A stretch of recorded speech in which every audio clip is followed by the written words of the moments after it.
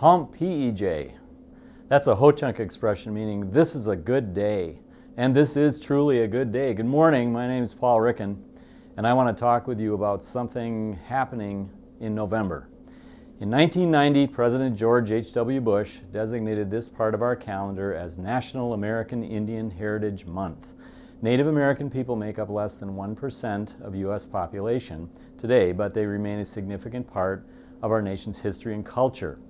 Historian Dan Richter, in his book Facing East from Indian Country, argues that we cannot possibly understand American history without a knowledge of the people who looked east and saw those waves of European settlers coming off those ships.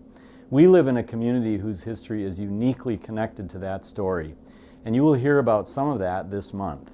The state of Wisconsin is home to roughly 55,000 American Indian people, many of whom sit next to you in classes throughout the school day. There are 11 federally recognized tribes in our state: the Ho-Chunk, Menominee, Potawatomi, Oneida, Stockbridge-Munsee or Mohican, and the 6 bands of the Ojibwe people: Red Cliff, Bad River, Lac du Flambeau, Lac-Courte, St. Croix, and Sokogan or Mole Lake. In addition, there is another tribe, the Brotherton, which has not yet received federal recognition. Wisconsin sits at the very epicenter of what we call Indian country. During November, you will hear from several staff members about the rich and proud heritage of Native American people. We do this in the spirit of friendship and with the goal of helping all of us gain more knowledge about this aspect of our shared history.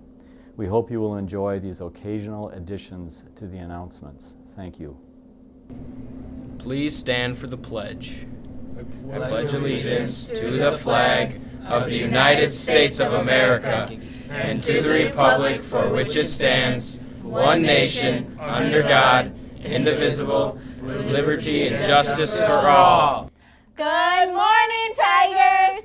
Today is Thursday, November 2nd, and it's a B-Day. We've got the weather and 3 important things to know. But first, magical dinner tickets. Magical dinner tickets go on sale today. The music department puts on the magical dinner each year, and the choir students transform our West Gym into a 14th century castle. Audience members feast on a multi-course meal while music students perform music and skits. The magical dinner is Saturday, December 9th, and tickets are $25 each. If you are interested in going, contact a choir student or Mr. Phillips. Tickets must be purchased in advance. Get those magical tickets now. Did you vote in the constitutional referendum yet? Voting on the constitutional referendum for the Student Senate will continue throughout the day today.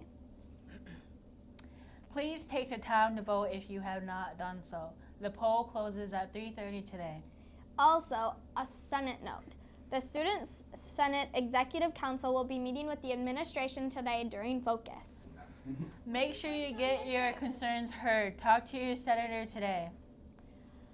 Those Senate announcements inspire me to think about current events. That's good because it's time for 3 things you should know. About 200 people are feared dead in North Korea after underground tunnels at a nuclear test site collapsed, crushing 100 people in the initial cave-in and 100 others when the tunnels again gave away on top of the rescuers. A terrorist in rental truck was speeding nearly for a mile down a popular bike-only path in New York City this Tuesday, killing 8 people near the World Trade Center. Club meetings today. FBLA would meet today during Focus in Ms. Johnson's room.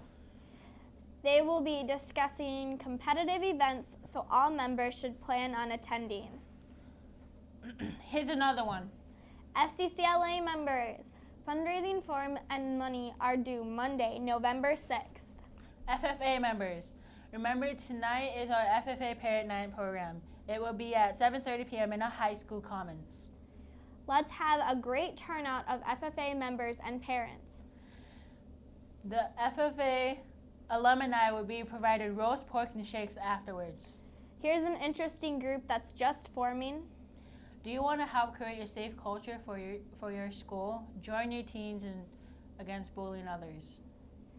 Taboo enables students to gain skills to safely confront bullying as well as increase resiliency and social awareness. Meeting will be held during Focus every other Thursday. Our first 2 meetings will be on November 2nd and November 16th in Mr. Lobenstein's room. Please contact Mr. Lobenstein to be roosted if you are interested in joining. Here's one you don't want to miss. Especially if you're a shopper. Students, did you want to order Tiger clothing? Friday is the last day to turn in order forms to Miss Finch. If you need an order form, pick one up in the wooden holder outside her room or print one out from the email Miss Finch sent you. We're winding down, but before we go, we want to know about the weekend weather, right? Right.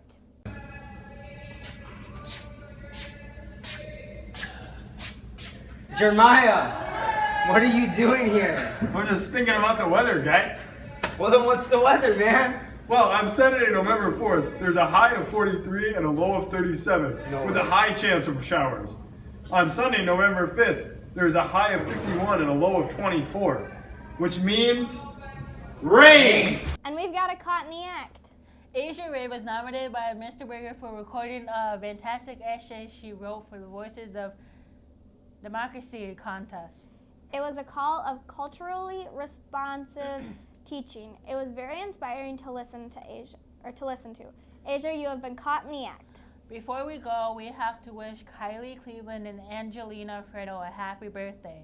And don't forget, check your email, check your grades, check your attendance.